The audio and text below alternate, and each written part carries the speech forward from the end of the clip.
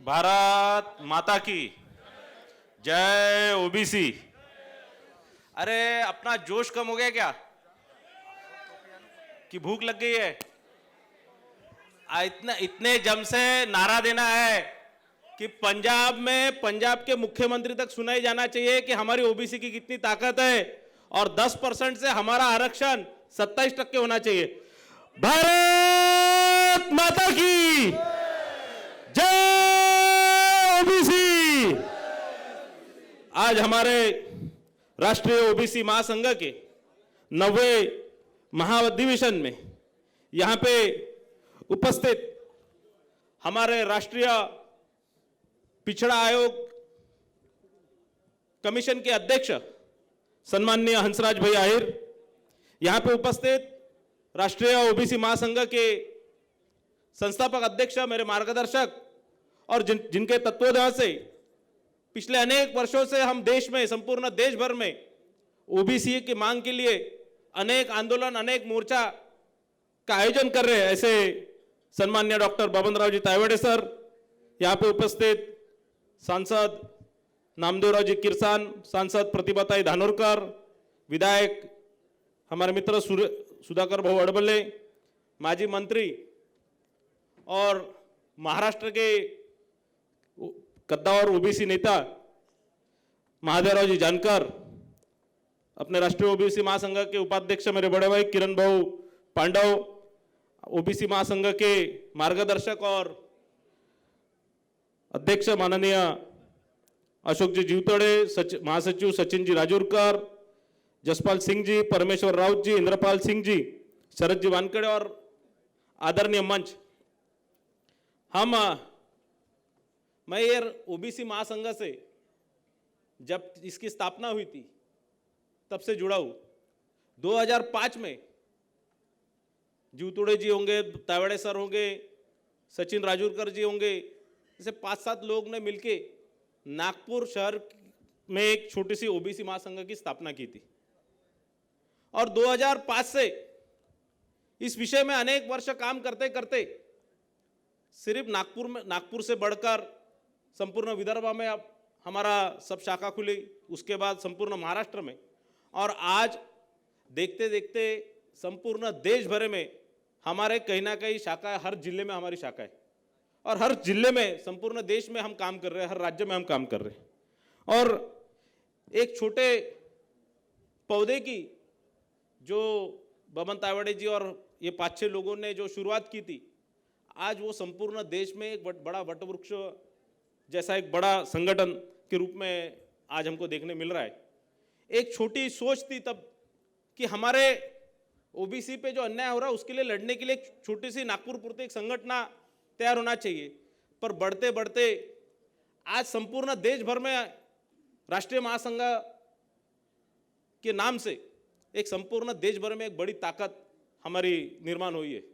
और निश्चित ही सिर्फ अधिवेशन पूरता ही नहीं, ये सिर्फ अधिवेशन हो गया और हमारा आंदोलन खत्म हो गया, ऐसा नहीं है। ये एक छोटी सोच थी, पर आज संपूर्ण देश में ओबीसी विचारधारा के रूप में फैल गई है। इसकी स्थापना भले ही राष्ट्रीय ओबीसी महासंघ की स्थापना भले ही 2015 में हुई, पर एक बोलते हमारे मराठी में कहावत है कि बच्चे पुराचे पाळण्यात दिसतात आणि बच्चे के पैर जब पाळणे में रहता तभी दिखता है। तो वैसे हमारे राष्ट्रीय ओबीसी महासंघ की जब 2005 से काम चालू था तो सबसे पहले देश में जब भारतीय जनता पार्टी की सरकार आई, ये देश के इतिहास में पहली बार 70 साल में एक ओबीसी व्यक्ति को ये देश का पंतप्रधान बनाया गया। और निश्चित ही ये माध्यम से एक ओबीसी समाज को न्याय देने का काम हमारे पार्टी ने किया। निश्चित ही उसके बाद हर साल हमारा अधिवेशन हुआ और हर साल अधिवेशन में पहला अधिवेशन हमारा पंजाबराव देशमुख हॉल में नागपुर में हुआ था। और मैं इसीलिए बताना चाहता हूं हर अधिवेशन के बारे में, क्योंकि हर अधिवेशन के बाद हमको कुछ ना कुछ मिला है। 7 अगस्त 2016 में हमारा पहला अधिवेशन हुआ, उसके बाद नागपुर में महाराष्ट्र विधानसभा का अधिवेशन था दिसंबर में। हम सब ने तायवाड़े सर जी के नेतृत्व में बड़ा मोर्चा निकाला, तब मैं पहली बार विधायक बना था 2016 में, और सब मुझे बोल रहे थे कि आप भारतीय जनता पार्टी के विधायक हैं, अपनी सरकार के विरोध में कैसे मोर्चा निकालेंगे। तो मैंने बोला मैं पहले ओबीसी हूँ, पहले मैं राष्ट्रीय ओबीसी महासंघ का कार्यकर्ता हूँ, और फिर कोई मैं पार्टी का कार्यकर्ता हूँ।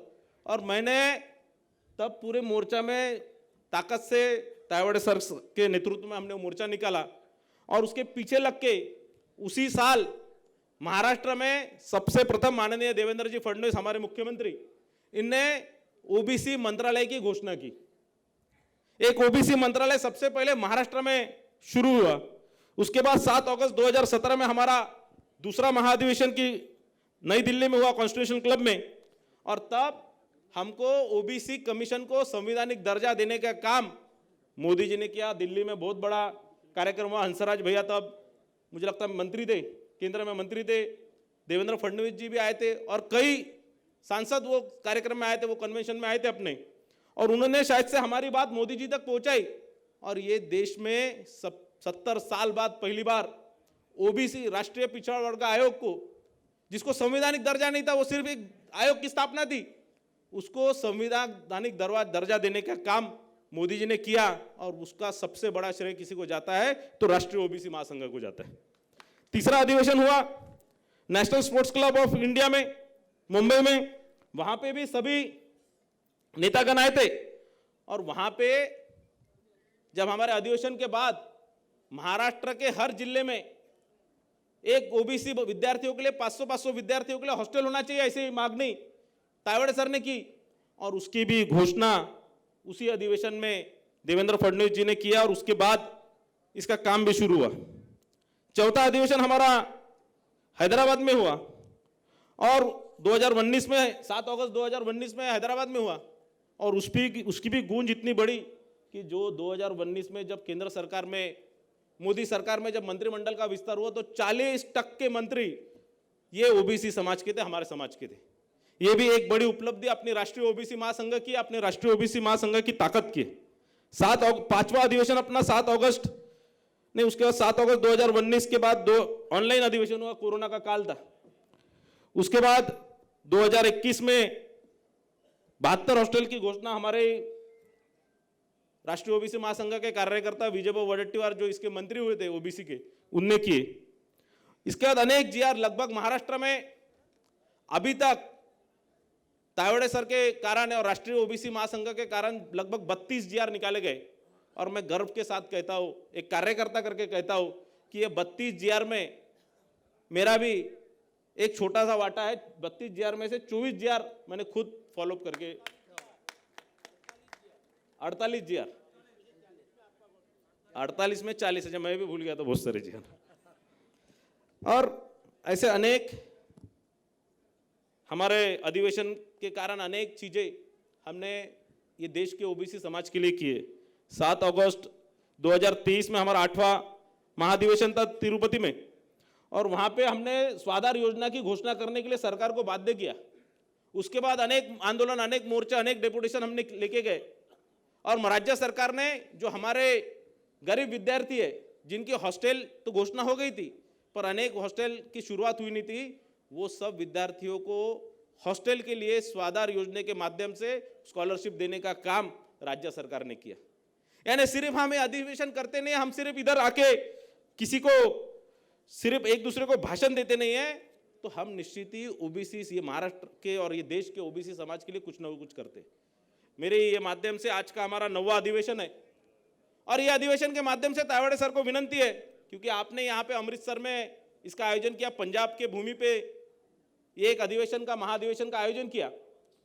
ये अधिवेशन में जैसे कि आपने मांगनी की है कि पंजाब में सिर्फ एकमेव राज्य ऐसा है कि जहां ओबीसीओ को 27% का आरक्षण नहीं है, सिर्फ 10% का आरक्षण है। ये राज्य को भी ऐसा हम, क्योंकि महाराष्ट्र सरकार में अभी राष्ट्रीय ओबीसी महासंघ की एक पकड़ है, एक क्या बोलते हैं उसको, प्रेशर ग्रुप के माध्यम से हमारा ताकत है।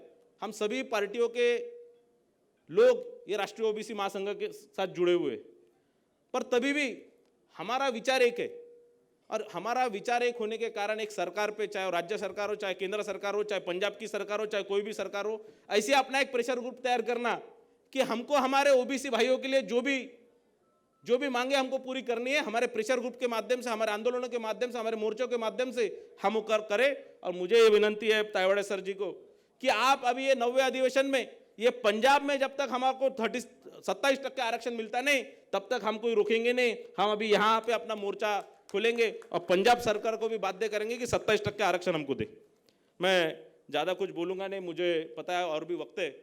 इसमें अनेक वक्तों ने, विशेष रूप से हमारे पिछड़ा वर्ग कमीशन के अध्यक्ष हंसराज भैया हमारे साथ है, हमारे कार्यकर्ता है। एक उन्हें भी ओबीसी कमीशन का अध्यक्ष बनने के बाद, क्योंकि वो भी हमारे राष्ट्रीय ओबीसी महासंघ के कार्यकर्ता है, वो भी मुझे लगता है कि सबसे पहले से हमारे साथ जुड़े हुए हैं, हमारे हर आंदोलन, हर मोर्चे में वो सहभागी रहे। और ऐसा एक व्यक्ति अपने साथ है, अपने में अपना कार्यकर्ता या हमारा नेता, हमारे राष्ट्रीय ओबीसी महासंघ के एडवाइजर हंसराज भैया आज ये एक संवैधानिक पद पे, तो मुझे ऐसा लगता है कि हम ज़्यादा से ज़्यादा हमारी जो भी मांगने हैं, जो भी राज्यों को हमको न्याय देना है, वो काम हम उनसे कर सकते हैं। मुझे यहाँ पे बुलाया, आप सबने सुन लिया, इसीलिए मैं आपका तहे दिल से आभारी हूँ। धन्यवाद। जय हिंद, जय महाराष्ट्र।